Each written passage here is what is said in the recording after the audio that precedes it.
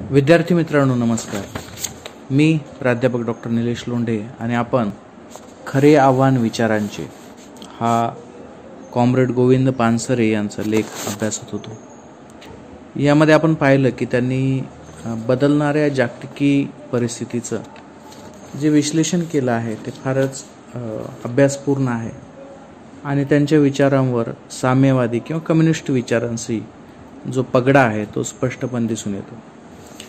त्यांनी हे अगदी उघडपणे सांगितलेलं आहे की सध्या साम्यवादी जे चळवळ होती किंवा जे देश होते रशियासारखे ते आता कमजोर झालेले आहेत आणि त्यामुळं जगातलं जे सत्ता समतोल आहे तो बिघडून पूर्णपणे अमेरिकेधार्जिनपणा, अमेरिका जसं सांगेल तसं भांडवलशाहीकरण सध्या जगभरामध्ये सुरू आहे. आणि ही जी अमेरिका आहे ही वेगवेगळ्या देशामध्ये प्रत्यक्ष हस्तक्षेप करते, म्हणजे मिलिटरीच्या साहाय्यानं, आणि त्याचबरोबर आर्थिक स्वरूपात जी जागतिक बँक असेल किंवा जी नाणेनिधी आहे किंवा जी व्यापार संघटना आहे त्यांच्या मदतीनं सुद्धा ही अमेरिका जी आहे ती भारतासोबतच जगातल्या वेगवेगळ्या ठिकाणी वेगवेगळ्या देशांवर अप्रत्यक्षपणे नियंत्रण ठेवत आहे. म्हणजे आपल्या विजेचं बिल असो किंवा आपलं एखादी पाण्याची बिल असो, शेतीला पाणी, शेतीला वीज किती मिळावी, तर हे सर्वच प्रकारचं अगदी छोट्यातल्या छोट्या गोष्टीसुद्धा अमेरिकेकडून नियंत्रित होतात. आणि त्यामुळं त्यांनी शेवटी एक उदाहरण दिलं होतं की आपलं जे पाणी आहे ही आपली संस्कृती नव्हती पाणी विकायची, परंतु आपण आंतरराष्ट्रीय दबावाखाली पाणी विकली, आपल्या नद्या विकल्या आणि याचा फायदा जगातील इतर ज्या बहुराष्ट्रीय कंपन्या आहेत त्या घेत आहेत. तर वितरण कशाला म्हणायचं किंवा उत्पादन कसं म्हणायचं याच्याविषयी त्यांनी सांगितले की ज्या लोकांच्या प्राथमिक गरजा आहेत त्या जर एखादा देश पूर्ण करू शकत असेल तर त्याला आपण एक चांगलं प्रगतिशील राष्ट्र असं म्हणू शकतो. परंतु आपली आजची भूमिका बदललेली आहे. आपल्याकडे वितरणाची आणि उत्पादनाची वेगळ्या पद्धतीनं मांडणी केली जात आहे. जमाखोरीपणा ज्याला म्हटलं जातं, सगळं नियंत्रण एका हाती ठेवणं, अशा प्रक्रिया थांबलेल्या आहेत, चालू आहेत आणि या थांबवणं गरजेचं आहे. तर इथे येऊन आपण थांबलो होतो मागच्या तासामध्ये. आजच्या तासामध्ये आपण याच्या पुढचा घटक पाहूयात. त्यांनी एक मुद्दा दिलेला आहे, तंत्रज्ञान व तत्वज्ञान. तंत्रज्ञान कसं असतं आणि तत्वज्ञान कसं असतं ते म्हणतात, उत्पादनाची नवनवी साधने निर्माण होत आहेत. तंत्रज्ञानाचा विकास प्रचंड गतीने होतो आहे. माहितीच्या प्रसाराची साधने कल्पना करता येत नाही अशा गतीने विकसित होत आहेत. किंवा एका ठिकाणी सर्व सुटे भाग उत्पादित करून तिथेच जुळणी करून यंत्रे किंवा उपभोगाच्या वस्तू निर्माण करण्याची पद्धत केव्हाच मागे पडली आहे. एका ठिकाणी सोडाच एका देशात हे सारे करण्याची गरज उरली नाही. वेगवेगळ्या देशात वेगवेगळे सुटे भाग निर्माण करून आणखी एका देशात ते एकत्र करून संपूर्ण वस्तू किंवा यंत्र तयार करता येते आणि त्याची विक्री आणखी कुठल्या तरी देशात करून त्यातील नफा आणखी कुठल्या तरी मूळ देशात सहज घेऊन जाता येईल असा तंत्रज्ञानाचा विकास झाला आहे. एवढं विकसित अवस्था झालेली आहे की कोण कुठं उत्पादन करतोय, कोणती वस्तू कुठं तयार केली जात आहे आणि त्याचा पैसा कुठं जात आहे याच्याविषयी आपण नियंत्रण ठेवू शकतो. सांगायचा अर्थ एवढाच की आता पहिल्यासारखं राहिलेलं नाहीये. तंत्रज्ञानामध्ये खूप बदल झालेला आहे. आता ज्या बहुराष्ट्रीय कंपन्या आहेत त्या खरोखरच बहुराष्ट्रीय आहेत. आपल्या इथे येणारा कच्चा माल हा कुठल्या देशातून आलेला आहे, म्हणजे आपण जे तेल खातो ते कुठून आलेलं आहे हेही आपल्याला माहीत नसतं. तर अशा पद्धतीचा हे जे तंत्रज्ञानाचा जो विकास आहे याविषयी ते सांगतायत की सध्या खूप विकास झालेला आहे. त्यामुळं काय होतं तर एका वेगळ्याच ठिकाणी बसून कोणत्याही देशातील कोणत्याही ठिकाणच्या उत्पादन प्रक्रियेचे व्यवस्थापन करणे शक्य झाले आहे. म्हणजे आपण इथं बसून आपली जर मोठी कंपनी असेल तर चीनमध्ये काय चालू आहे किंवा जपानमध्ये कोणतं उत्पादन चालू आहे याच्यावर आपण नियंत्रण ठेवू शकतो, कमी जास्त करू शकतो. पलीकडच्या इमारतीत जाऊन नियंत्रण करायला पूर्वी जेवढा वेळ लागत असे त्याहीपेक्षा कमी वेळ कोणत्याही देशातील कोणतीही माहिती मिळवून नियंत्रण करायला आता लागतो. एवढं सोपेपणा आलेलं आहे. तंत्रज्ञानाच्या विकासाची, नव्या तत्वज्ञानाच्या, नव्या नियंत्रण पद्धतीच्या विकासाची ही गती मानवी मती गुंग करून टाकणारी आहे. म्हणजे आपण समजूही शकत नाही इतक्या वेगात या सगळ्या गोष्टी घडत आहेत. एवढं तंत्रज्ञान विकसित झालेलं आहे. नवे तंत्रज्ञान, माहिती प्रसाराची ही नवी गती हे एक आव्हान आहे. एवढं जे वेगात चालू आहे हे एक आव्हान आहे. कसं काय आव्हान आहे ते म्हणतात, तथापि मुख्य आणि महत्त्वाचा मुद्दा तंत्रज्ञानाच्या विकासाचा नाही. या नव्या पद्धतीचा वापर आणि उपयोग माणसांच्या गरजा वाढत्या गतीने भागवण्यासाठी होतो की नाही हा प्रश्न महत्त्वाचा आहे. म्हणजे एवढं जे तंत्रज्ञान आहे, एवढा जो विकास होत आहे, त्याच्यामुळे उत्पादन क्षमता वाढली, सगळंच वाढलं, पण याचा वापर माणसाच्या गरजा पूर्ण होण्यासाठी होतो का नाही हा सुद्धा एक महत्त्वाचा प्रश्न आहे असं लेखक सांगतात. ते म्हणतात, उत्पादनाचे नवे तंत्र, व्यवस्थापनाचे नवे तंत्र याचा परिणाम विषमता कमी करण्यासाठी केला जातो की नाही हा एक महत्त्वाचा प्रश्न आहे. इथं ते महत्त्वाच्या ठिकाणी आलेले आहेत की हे तंत्रज्ञान काय आहे, खूप महागडं आहे आणि ते कोणाच्या नियंत्रणात आहे, तर साहजिकच भांडवलदारांच्या नियंत्रणाखाली आहे. मग त्यांनी एक प्रश्न उपस्थित केला आहे की याचा उपयोग कसा केला जातो.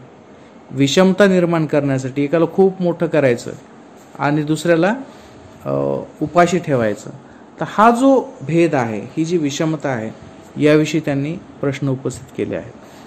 ते म्हणतात, विज्ञान आणि तंत्रज्ञान हे स्वतः काहीच करत नसते, ते बिचारे तटस्थ असते. अग्नीचा उपयोग अन्न शिजवून ते पाचक व चवदार बनवण्यासाठी करायचा की घरे जाळण्यासाठी करायचा की माणसांच्या गरजा भागवण्यासाठी ही शक्ती वापरायची, हे बिचारे अणुशक्ती ठरवत नसते. हा प्रश्न तंत्रज्ञानाचा नाही व नसतो. हा प्रश्न तत्वज्ञानाचा असतो व आहे. तुमचे तत्वज्ञान कोणते? देशाचे तत्वज्ञान कोणते? समता प्रस्थापित करायची की विषमता वाढवायची? हे तंत्रज्ञान ठरवत नाही, हे तत्वज्ञानावर अवलंबून असते. त्यांचं अगदी सोपं म्हणणं आहे की ही जी उद्योगधंदे आहेत किंवा हे जे वेगाने विकसित होणारी मशिनरीज आहे, माहिती तंत्रज्ञान आहे, मोबाईल आहे, तर याचा वापर कसा करायचा हे त्या माणसाच्या हातात असतं. त्यांनी जर ठरवलं विषमता वाढवायची, माणसांना संपवायचं, तर या तंत्रज्ञानाच्या साहाय्याने ते संपवू शकतात.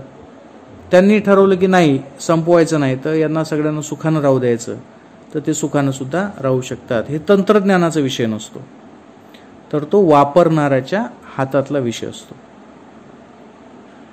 तंत्रज्ञानाची गरज नाही, तंत्रज्ञान माणसाचे सर्व प्रश्न सोडविल. कोणत्याच इझमची गरज नाही, तत्वज्ञान सर्व प्रश्न सोडविल. असे नवे तत्वज्ञान प्रसारित करण्यात येत आहे. हे भ्रामक, फसवे, खोटारडे तत्वज्ञान कसे पराभूत करायचे हे समतावाद्यांपुढे आव्हान आहे. म्हणजे इथं गोविंद पानसरे म्हणतात की हे एवढं सोपं प्रश्न नाहीये. इथं लोक भ्रम फैलवत आहेत की आता तंत्रज्ञान आलं, सगळ्यांना सगळ्या गोष्टींची माहिती होईल, सगळेजण सुखात राहतील, परंतु त्यांचं म्हणणं आहे तसं अजिबात नाही.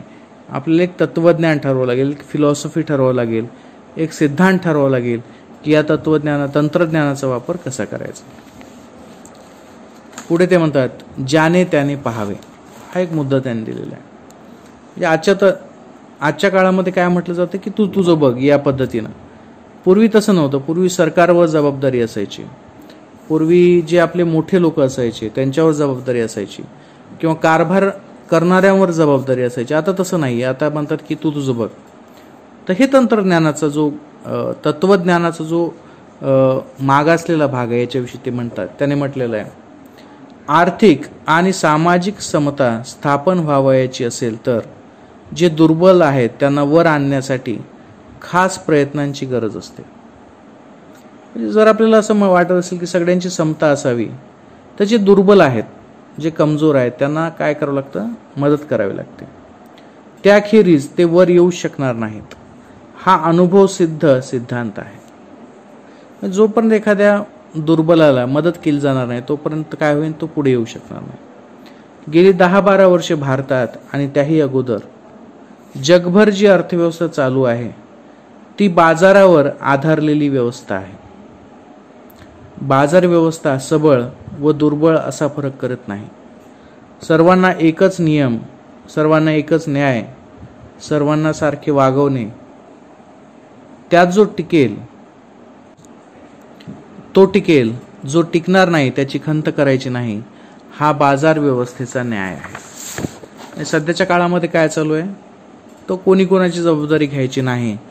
मारामारी होऊ द्या, भांडणं होऊ द्या, आर्थिक लूटमार होऊ द्या, काही होऊ द्या, जो टिकेल तो टिकेल अशा पद्धतीने रानटी पद्धतीनं हा सगळा व्यवहार चालू आहे असं यांना म्हणायचं. म्हणजे पूर्वी तसं नव्हतं. पूर्वी गरिबांची जबाबदारी कोणतरी घ्यायचं, आता तसं नाहीये. भारतीय बाजार समाजात सामाजिक व आर्थिक विषमता आहे हे स्पष्टच आहे. म्हणजे आपल्याकडे दरी आहे, श्रीमंत खूप लोक आहेत, गरीब आहेत, काही सामाजिकदृष्ट्या स्ट्रॉंग आहेत, खूप ताकदवान आहेत, तर काही कमजोर आहेत. ज्या समाजात विषमता असते अशा समाजात सर्वांना एकाच मापाने, एकाच नियमाने वागवले तर विषमता दूर होतच नाही, होणार नाही. उलट विषमता वाढेल. जो सबळ असतो तो अधिक सबळ होईल, जो दुर्बल असतो तो अधिक दुर्बल होईल. मुळात असलेली विषमता वाढेल. म्हणजे हे काय चालू आहे, तर जर तुम्ही नियंत्रण ठेवलं नाही समाजावर, तर जो शक्तिशाली आहे, जो पैशावाला आहे, तो आणखीन पैसे ओढून घेईन स्वतःकडे आणि इतरांना काय करेल, गुलाम बनवेन, असं त्यांचं म्हणणं. आपल्या देशात बाजारावर आधारलेली जी अर्थव्यवस्था आली आहे तिचा वैचारिक पाया बळी तो कानपिळी असा आहे. समर्थ असेल तो टिकेल असा आहे. समर्थ व्हा, नाही तर नाहीसे व्हा, असा त्यांचा संदेश आहे. नुसता संदेश नाही तर व्यवहार आहे. आणि म्हणूनच गेल्या 4-5 वर्षात आर्थिक दुर्बलतेमुळे जेवढ्या शेतकऱ्यांनी व बेकार कामगारांनी आत्महत्या केल्या तेवढ्या आत्महत्या पूर्वीच्या 50 वर्षात झाल्या नव्हत्या. ज्याचे त्याने पाहावे, बळी तो कानपिळी, समर्थाने फक्त जगावे, या तत्वज्ञानाचा, या विचारसरणीचा मुकाबला कसा करायचा हे समतावाद्यासमोरील आव्हान आहे. सगळ्यात महत्त्वाचं काय झालेलं आहे, म्हणजे जे अमेरिकेवर यांनी आरोप केलेले आहेत किंवा भांडवलशाहीवर जे आरोप केलेले आहेत, त्यांचं म्हणणं असं आहे की असं होऊ शकत नाही. म्हणजे तुम्हाला, सरकारला आर्थिक स्तरावर आणि सामाजिक स्तरावर जे गरीब आहेत, जे फारसे शक्तिशाली नाहीत, त्यांचं समर्थन आणि त्यांचं संरक्षण तुम्हाला करावंच लागेल. नाहीतर काय होईल, नाहीतर आपण पाहतो की शेतकरी आत्महत्या करतात, बेकार लोक आत्महत्या करतात. बेकार म्हणजे जे कामगारांना, ज्यांना काम नाही, ते आत्महत्या करतात. का आत्महत्या करतात, ते आक्रमण का करू शकत नाहीत, कारण की ते दुर्बल असतात. ते त्याच्यावर त्यांना समजत नाही नेमकं काय करावं. तर या ठिकाणी कोण मदत करू शकतं, तर निश्चितच बाजारी अर्थव्यवस्था नियंत्रण करू शकत नाही. याच्यावर सरकारनं आणि सामाजिक सुधारणा करणाऱ्या लोकांनी याच्याकडे लक्ष देऊन करायला पाहिजे. त्याने दिलेलं आहे. आताचा जो मुद्दा आहे शेवटचा, तो आहे वैचारिक आव्हान. गोविंद पानसरे म्हणतात, मूळ आव्हान वैचारिक आहे. एवढी सगळी पार्श्वभूमी दाखवल्यानंतर त्यांनी सांगितलेलं आहे की भांडवलशाही जी आहे किंवा बाजार अर्थव्यवस्था जी आहे, जी अमेरिकेकडून आपल्याकडे आलेली आहे, त्याच्यामध्ये कमजोर लोकांचा विचार केला जात नाही, त्यांच्याकडे लक्ष दिलं जात नाही. म्हणून ते म्हणतात की वैचारिक आव्हान आहे आपल्या सर्वांसमोर. कोणतं आहे? मूळ आव्हान वैचारिक आहे. आम्ही विषमता वाढवणार आहोत असे कुणीच सांगत नसतो. आम्ही चंगळवाद आणि दारिद्र्य वाढवणार आहोत असे कुणीच सांगत नसतो. तथापि ते जे काही सांगत असतात आणि त्यानुसार जो व्यवहार करीत असतात त्याने विषमता वाढते.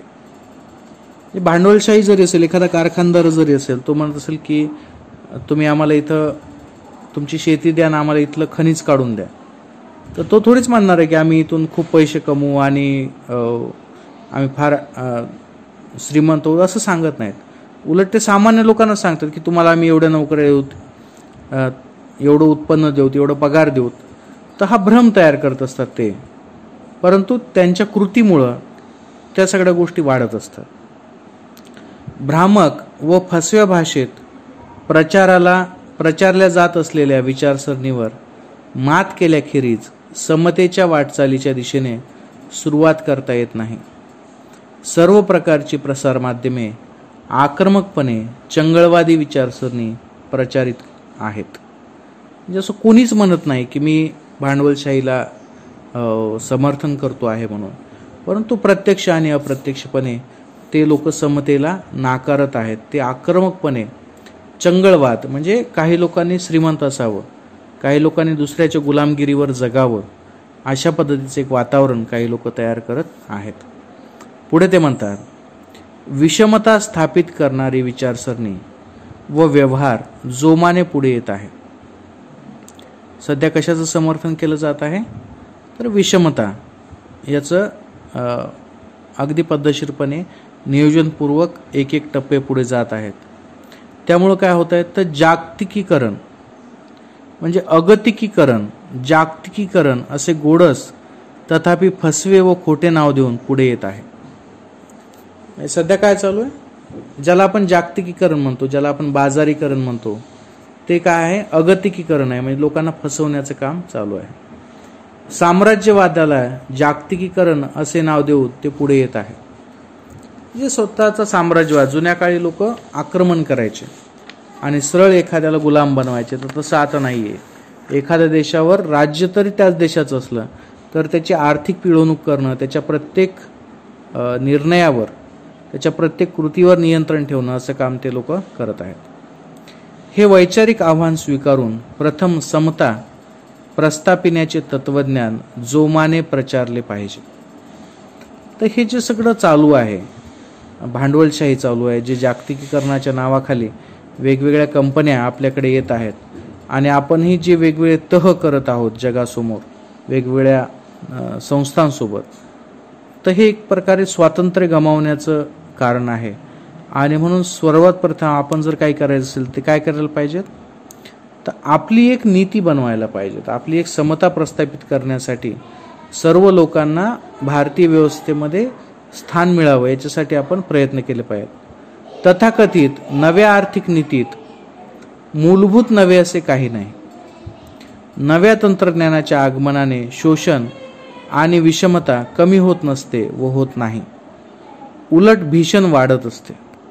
म्हणजे आपण जी नवीन आर्थिक म्हणजे देशासमोरची जी आर्थिक नीती आपण स्वीकारलेली आहे त्यामुळं काय झालेली आहे तर फक्त शोषण वाढणार आहे लोकांचं आणि विषमता सुद्धा वाढणार आहे. उलट भीषण वाढत असते, रोजगार कमी होत असतो. तंत्रज्ञान तुम्ही जेवढं स्वीकाराल, भांडवल तुम्ही जेवढं गुंतवाल, तेवढेच रोजगार सुद्धा कमी होतील, कारण हे सगळं ॲटोमायझेशन होईल. नव्या तंत्रज्ञानाचा उपयोग करून जुने शोषणाचे विषमतेचे तत्वज्ञानच पुढे रेटले जात आहे. समतावाद्यांनी हा बुरखा फाडण्याची गरज आहे. तंत्रज्ञान नवे आहे, तत्वज्ञान जुनेच आहे.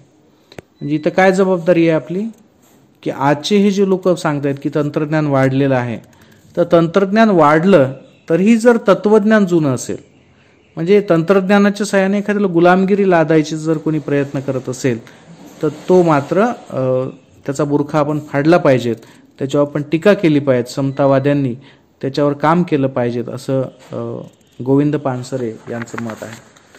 तर अतिशय सुंदर पद्धतीनं जागतिक संदर्भ देऊन म्हणजे मार्क्सवाद आणि भांडवलशाही यांच्यापैकी जागतिक स्तरावर भांडवलशाही जिंकत आहे आणि भांडवलशाहीचंच एक रूप म्हणजे जागतिकीकरण आहे, त्याचंच एक रूप म्हणजे यांत्रिकीकरण आहे आणि त्याच्यातून शोषणाची एक नवीन व्यवस्था निर्माण होणार आहे, अशा पद्धतीची मांडणी इथं गोविंद पानसरे यांनी केली आहे. सगळीकडेच त्यांनी या प्रकरणामध्ये संदर्भ दिले आहेत, जागतिकीकरणाचे संदर्भ दिलेले आहेत. आणि त्यांचा जो मुख्य भूमिका आहे की समाजामध्ये समता असली पाहिजे. ज्यांचं दुःख आहे, जे कमजोर आहेत, जे दुर्बल आहेत, जे आर्थिकदृष्ट्या विपन्न अवस्थेत राहतात, त्यांचं समर्थन करणारी अशी एखादी यंत्रणा असली पाहिजेत, त्यांना संरक्षण देणारी यंत्रणा असली पाहिजेत, अशाविषयी मांडणी करताना गोविंद पानसरे दिसून येतात. तर अशा पद्धतीनं हा एक धडा वैचारिक स्तरावर म्हणजे जागतिक स्तरावर घडणाऱ्या घडामोडी आणि त्याचा भारतीय समाजव्यवस्थेवर आणि अर्थव्यवस्थेवर होणारा परिणाम आणि स्वातंत्र्यानंतर आपण स्वीकारलेली तत्वे आणि त्याच्यावर होणारं हे आक्रमण विषमतेचं, याविषयी त्याचं समग्र पद्धतीनं चित्रण उभं करणारं आहे. या दृष्टीनं हा लेख अतिशय महत्त्वाचा आहे, कारण की यामध्ये मार्क्सवादी विचारसरणीतून भांडवलशाहीला आणि जागतिकीकरणाला समजून घेण्याचा प्रयत्न गोविंद पानसरे यांनी केलेला आहे. थोडासा किचकट, आणि आपल्याला जर संदर्भ माहीत नसतील जुने किंवा मार्क्सवादाचा थोडासा परिचय नसेल तर आपल्याला थोडीशी अवघड जाऊ शकतं. यासाठी तुम्ही मार्क्सवाद म्हणजे काय वगैरे त्याची फिलॉसॉफी तुम्ही यूट्यूबवर एकदा पहा, म्हणजे हा लेख जो आहे तो आपल्याला आणखीन जास्त चांगल्या पद्धतीनं समजेल. तर इथं आपण थांबूयात. पुढच्या तासामध्ये आपण पुढचं प्रकरण पाहूयात. धन्यवाद.